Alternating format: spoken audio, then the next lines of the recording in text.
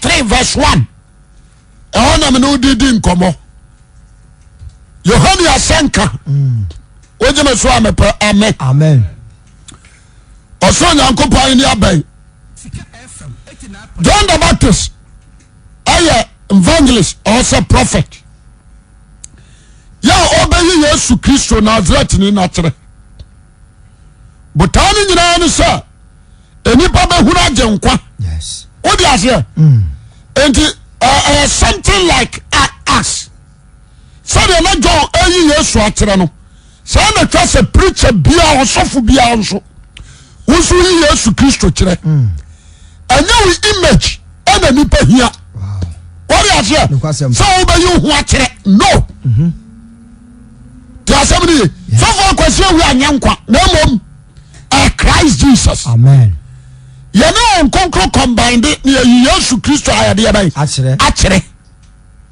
ya semini enti John the Baptist ya yade me no kasa ade aba be si verses 10 do yankin kan Matthew Yohana timo na dwen sacha ho asenka number 1 what your topic no o se Yohana atamwo ene na dwen sakra asenka obi antie bi that's it Yohane ba na say human being Zachariah and Elizabeth ba so they are say and so buni patai won the kasem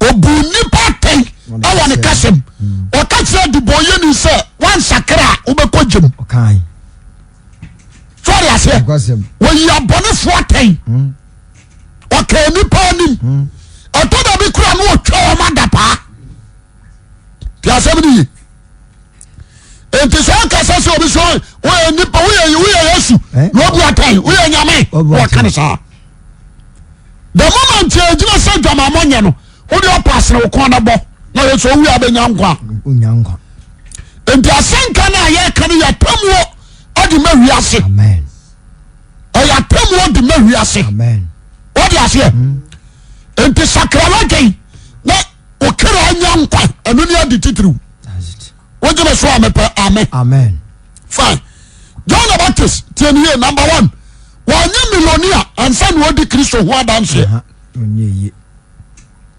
obi anti asem ni ye wodi pa ni ho a awurade afra no ye wo bi ho a wo Kristo ni wabaje Yesu Kristo di so ari ase anso osedi so onyane ho ansana wodi Kristo ho adanse adwuma na se obi ansa no nso fine enti John the Baptist dia wan hwehwe sika o ana wan hwehwe ahode ansa na odi Yesu Kristo ho adanse no oba na Israel wona edo eho be ba tawa dia se kwasempa wona ye wio edo afuo ayuofuo wona edo bobe omso ho wona edo atoko omso ho adwuma babre na wona ye ni nwan kwasempa awo but John the Baptist focus awo na adwuma no ho yeso na adwuma nyina no so be di Yesu Kristo ho adanse no yi na kire no kan Yankopɔn tirim po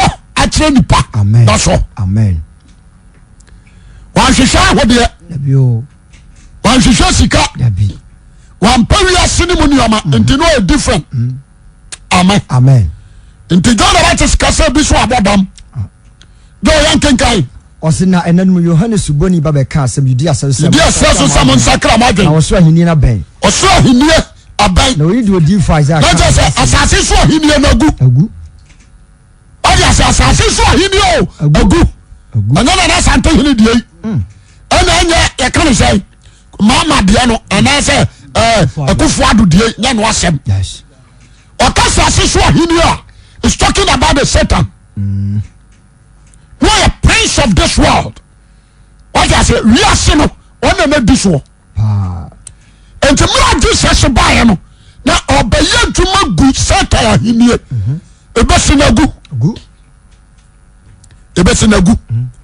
what I say when you are sorry no ena gu here into the last hour no kan oso ni asase so ni asase ase to me nyina mame there's a Satan ni bibio break bibia a break bibia o je me so amen amen it is how this happen ni we achi na wo jimia na wo so problem asemo ti asebiri oso be ka sam o Judea sra so se mo sakra mo adwen oso nye na ban the kingdom of God is Satan mama nka sam ncho oso ahini no wodu soro ho a only God alone and a day that's right na hini no no obi amfa dwene anyu obi na control no o di ase nkwasem the baba the opaso ye bia no ode no ho ti asem ni enti obi a opaso so hini no wuru no you need to humble yourself good to that umbrella amen no but what you say yes enti Christ say asase so hini no kwasiabuo wom kwasiabuo wom wasase ahini asase onye ni yenyina ne to yenye dia no ebi so omo dia asemo sase wo dia se ne agia manfo sika kwasiabuo wom asisi wom oh so ya se asisi wom ya wa dehye a omo de omo nto so ya se ye fra bia dehye abreko yenyina asase anyi obi papa na de beto ho nso bi se dia oso ntesa apre ye ni ho tari ase ntima ne simu ani mere na kobi asa tira se ya sata wura mpanimfo no akọ do ba fa so no hwe benu ho yeah oso ni abai na ma me hwe oso hini ni se de o musi control ho no a man ko obi amoa me enwa se ya pa dia semetra forever and ever dia kokotwea so su de bibia sei o de oso ni abai entimo nya de abai mo sakra mo adwen ana obi de no o se sakra de abai adwen free bonsam ni yo ho amen let's make assembly Genesis chapter 3 amra Satan ba tromo hono anuama mienu ba ko pe no ye ho adwuma nyame bo ni person session ni suban woni se Lucifer ba no change personality o mo change character suban no sesa no session de wantumi dabi what you say yes suban no sesa no enti wode ono ni suban e be wura ni patirim enti woni paso okosi o senyame physically but suban no sabonsham dan what you say personality ni nyame no awo but character na kwa bonsham o mache asetani say owura nipa eko control nipa kra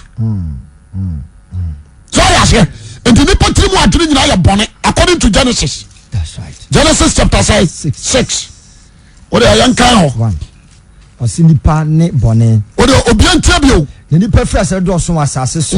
No wo mama wo no. Onyankopon ma hunu nipa mama se wo yefe. Na ware wale mu biara ope. Se de ope. Na onyankopon ka se me homre nti. No mo jani pa mo consider. You say wadane honam. It won an nyemfi o hadu no. Paso kan abrani akese. Abrani akese wo asase so. No che so onyankopon ma ko nipa ma wo mama wo. Yeni abrani o wo different tete. Na awurade hunu se nipa bone dosu bi asase so. Na koma mu adini nyira ya bone nkono. Awurade nu no so yo. On say dey see dia. Anya sa na nyame bo Adam. Na ma dane.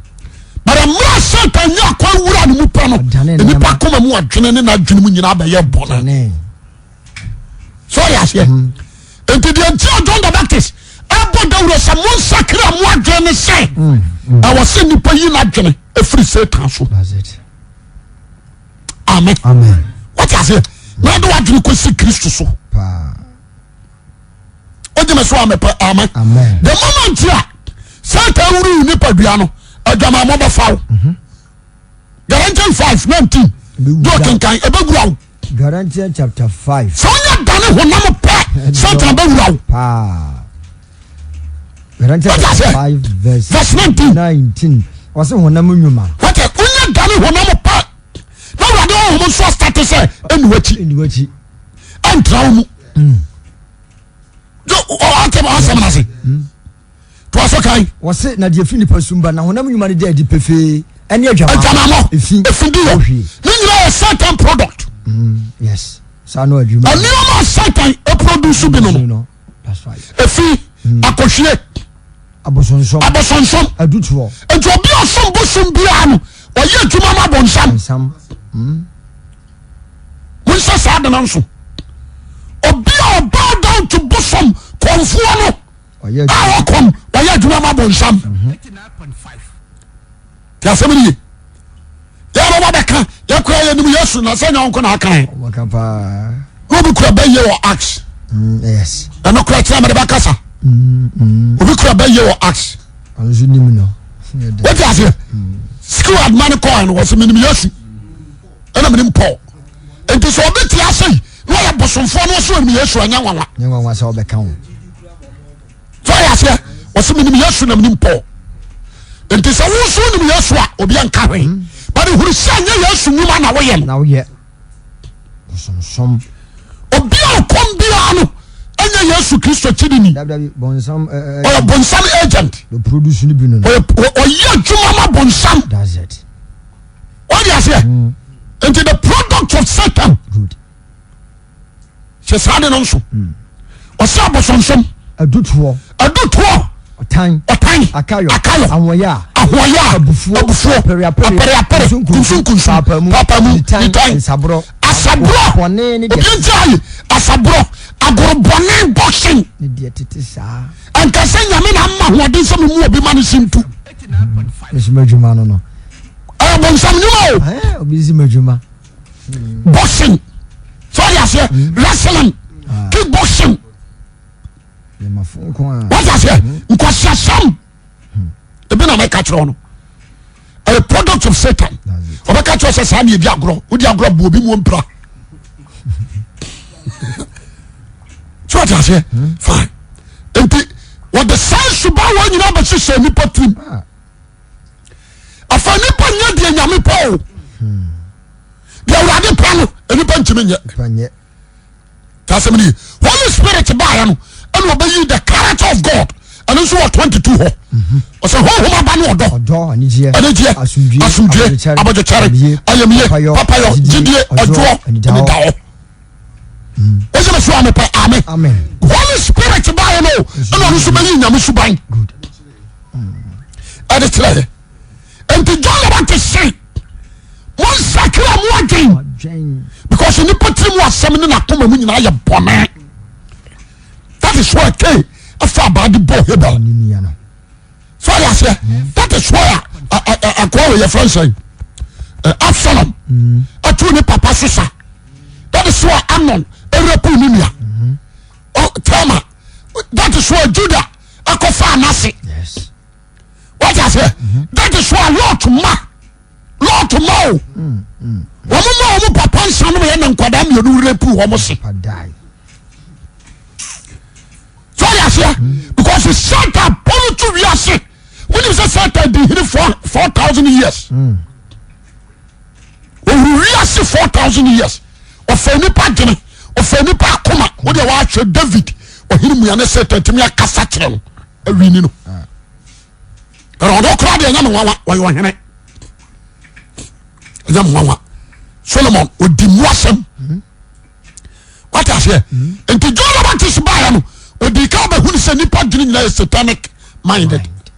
Was started as someone sacred by one dream. Every Satan pull to hope.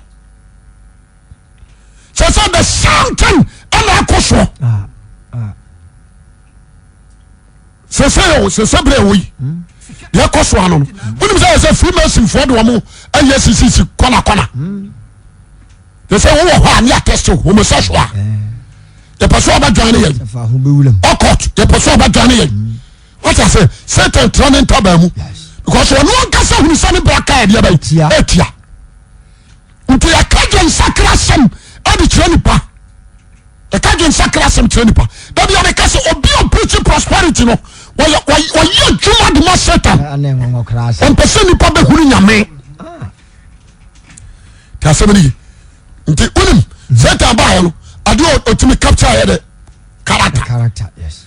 Personality no one fa. And to see a cromfoa, Namubia, is in Yame. The nature of God, the character and the Subano, the personality, and the Quran. Resemble Christ. What I said, but in the million of them, who say, Asemo. Wo sia tutu ni a. Ono so se nanim te bia. What I say? Nanim te bia se nyame.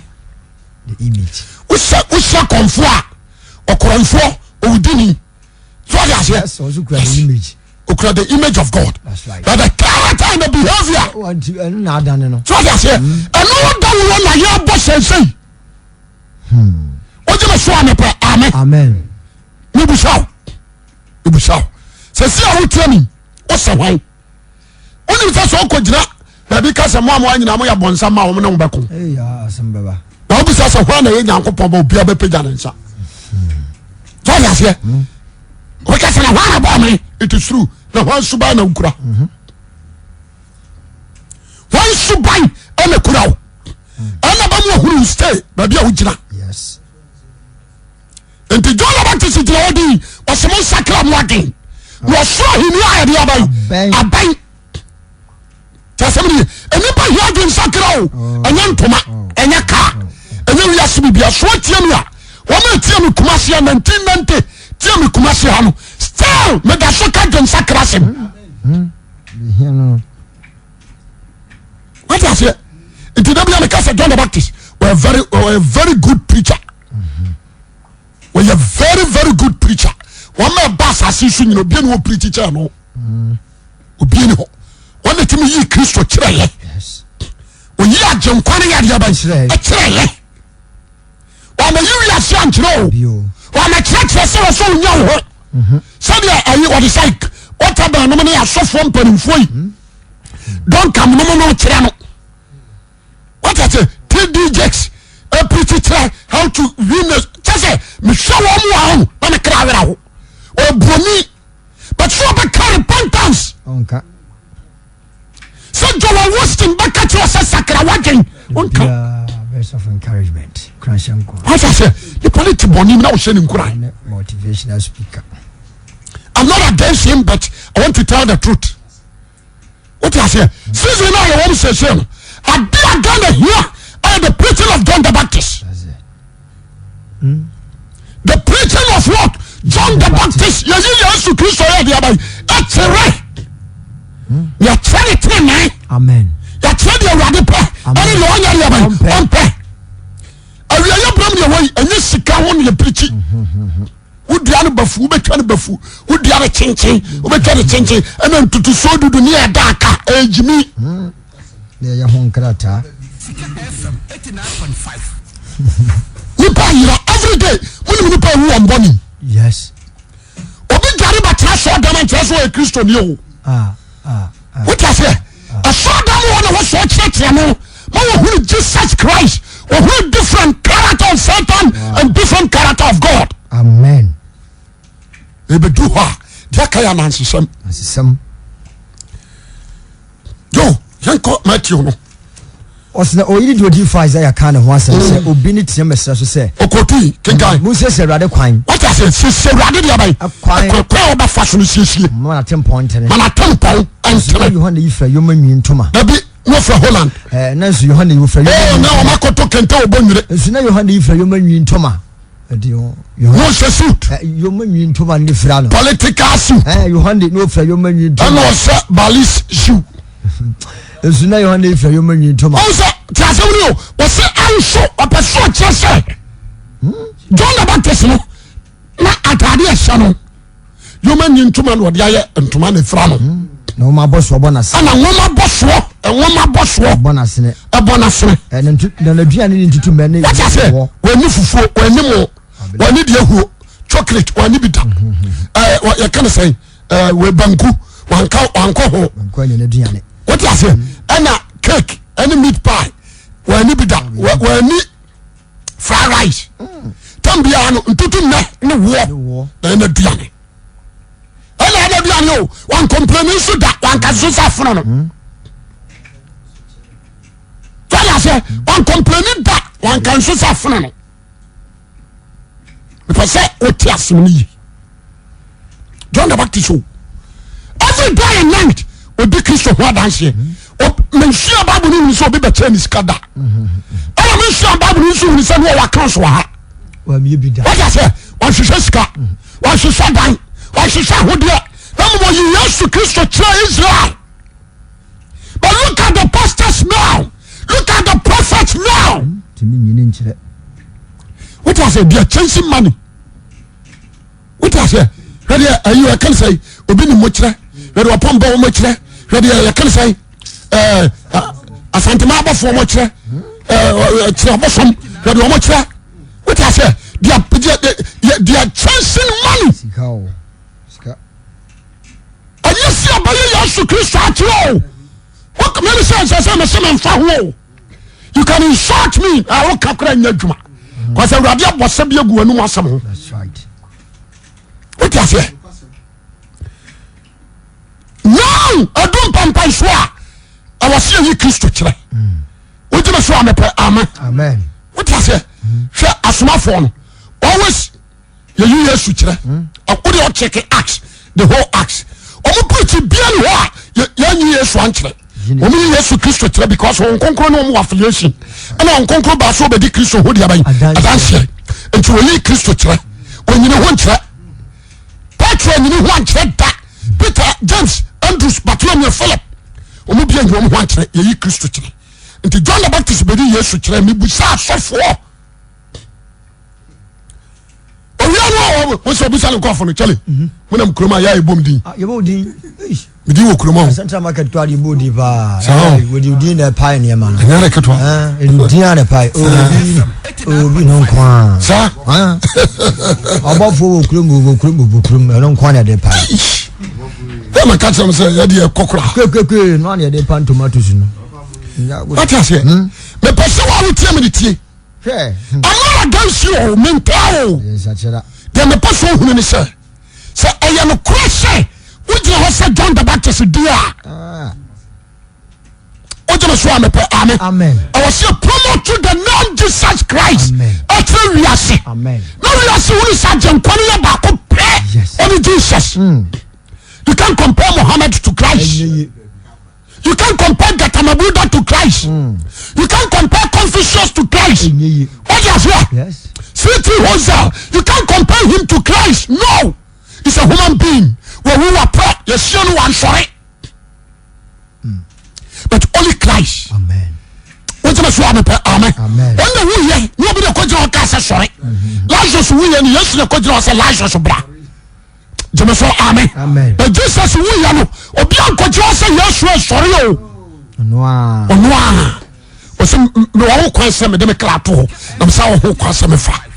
Sadan show we, when you being cut. Barbara Munson, the bay, when you been cut, John Cassian.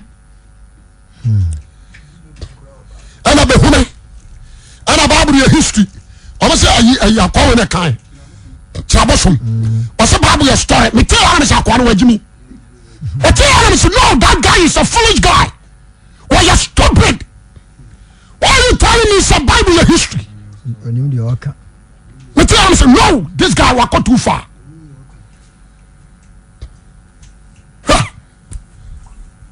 Like a history. History, the nipa, abaye. And yet, the nyamiaye. You can't compare God to nyame. What I say? You were coming from history, but you need God history. The assembly. The person of pay, Obia would tell me to be very wise. The assembly, don't trade, go your name. The time also call. Or say, and now you said I'm you dear phone, you know, you're down was as phone, you know, free corn and chain. Oh, corn and chain, I more bonus. I didn't hear. He preached Christ. When you tell you don't trouble. And you are watching the panel. And Jesus said, no, because what can the panel be just a corner to me was him. Then quite a crusade back up. Then he passed 736. See a sacred lagging. And you come on. And you come on. Stadium in the Nipa 3,000 plus. And you come on. Testimony. Since you know a woman, that is our sheer preaching Christ. We are apostle, we are evangelist, we are prophet. You need to preach Christ. You need nice entertainment work, you know.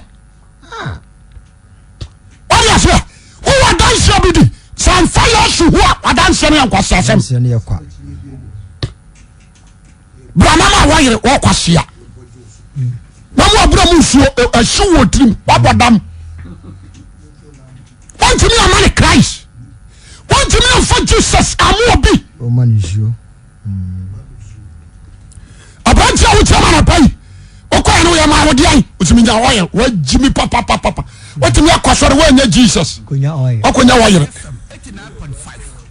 wakonya oil wanya Jesus wakonya nsuo wanya Jesus wakonya bundles wanya Jesus Christ ewurade Nyankopon anapai mikase ti onyansani amen what I say don't want to start your work at Sakrasam Bible say Jerusalem for Jordan for wama wo Galilee wama wo Capernaum ni padom titwi akona subon ho ko kawon boni obo ne so subonte Jordan what I say your message be ho a wuti ya wuntimi confess wutra boni mtisi obi ane no wotim your message be ho a but what I say yana man for say me takrim panimfo no me se adwara omo yam omo yade mo omo aho omo nyama ndade so far as you preach more than that 30 years that's 30 years no untimi nka sakra wadwe nka onyankopɔ atem woni na himie ani Yesu Kristo na ye toso mienu na da bia wo preach business you are bastard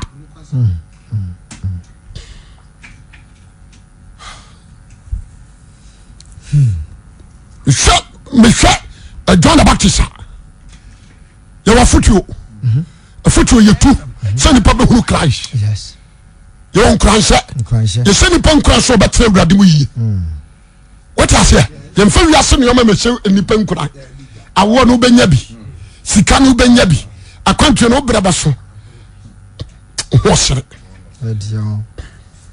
John Gio osina ohunu Farisifo no Sidikifo no bebiri se wode ba asubon ho no ose won se hurutia ma wana okire mo se wose ni na ni abre Farisifo na di ka batakre no o ka John wana o me di ka batakre no won preach kura no e mo de asempa no ma ho se mfiti ase na asem ro ho asem ni Nyankopon no asem ni Nyankopon Farisifo na mfo obuda o mani ko Father say ana fa Sidikifo no se wakobo Yesu di o mso agwa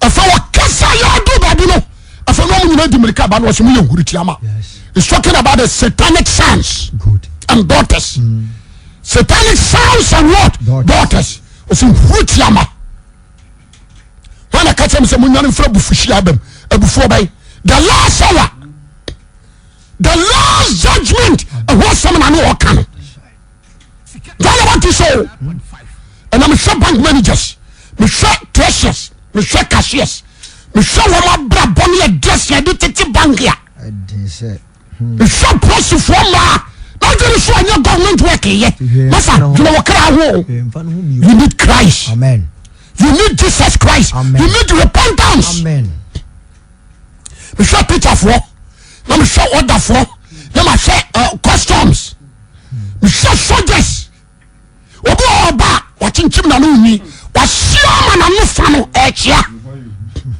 and say poti na ni action na jana say no na bama no ho ehu ho sere obi aba ifo timi papa wo sum ho be na ehu ba ifo timi ne no de to abetwi wanim hu oni me power ya guy ni power ya guy ani the Satan suro no ni power ya guy ani obi a righteous life oni say Satan wo suro obi o ya trenini tasami enye soja ni o chinchim na no nyi anu nyi dia sanwo na mu fo na do hira o what you say brother you need Christ what we teach you broche no mo ko Germany America ni ade no e ma broche o ko yan tu ho me broche no ade ahia me say wo broche na wo ni nyina benya Jesus Christ enye ka wo de baba obi ma ho otibim oh yes anya dan ya obeshi obi ma ho wosi dan sibi obi te sankoro kuma se kura mai enso kuma se fie what you say what me for contractor mana be sit down kuma se onu kuro nya akwan ba hwe ni koko ye de car te kura tan ye de twen enso me si kuma se kura mai ye twa dan photo na akere no woni so obi ti se hwa kontomra o dan kase won kran what you say e to ti Canada for dream ko dan so so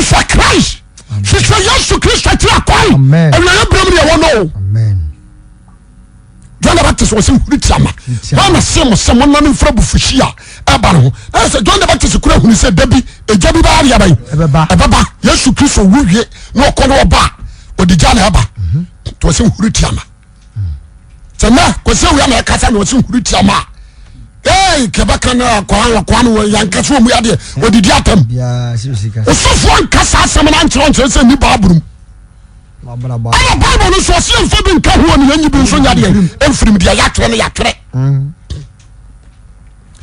se no nso usuba ti se wo wabra bo nyina ti se huritiaba what is CAC which Assemblies of God what Ghana Apostolic Methodist above all power ministry Pillar of Zion Church ni hwesuban fabraba wo bo opo match aklaman wo dressing nya wo dressing nya ya tutu for dressing ye hu wa ne hu adwaman ye shout pa ye share adwaman what is here what you sorry mo we are sorry penin so ya connection what the German for sika wo empower wo yerati wo yira koyin nsi atoso mienu agu. Look at you. Satra wadu me de me bodam wa kuma pa de fa no afa.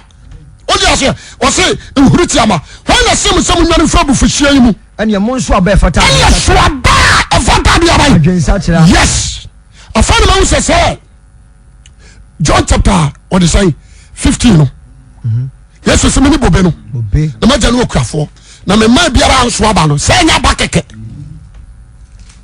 Abaya repentance against sacred diabai aba because can you do no dia na wo so na dwaman efini agade no ompebio to say what abaya Galatians 5:22 down also huru wo so say wo do ma unua wo do ma utamfo what you say wo asumdue wo abodechare wo ayemiye wo papayo wo gidie wo ojo wo ni daho so ya say owi osmra bia ni wa etia yenum na wona wo Yesu Kristo dia no hala ni do oso abahonam na kono na nseso dia dia bai asemia abranti a wutie me anopai me no kasa britie yai tieniye na adia ba ko ama stadium ahuni o se ane mo so aba fata de na wo so nkan mu Somo jale Abraham. Na samo me katwa mo se. Onyame betumi nyane ma efra boyim ama Abraham. So dia bonu na tudua ni hiri ho dada. Dia biara nso papa no. Betwa atudam. Anso de situa. Dia ni nyina ye dua, bete ebe nso. O se dua bia nso papa. Hey, ye o pepe dia wuo. Obi ankotete abani. But ye wo kwa nsusa ye didi. Nto o da nipa kora no.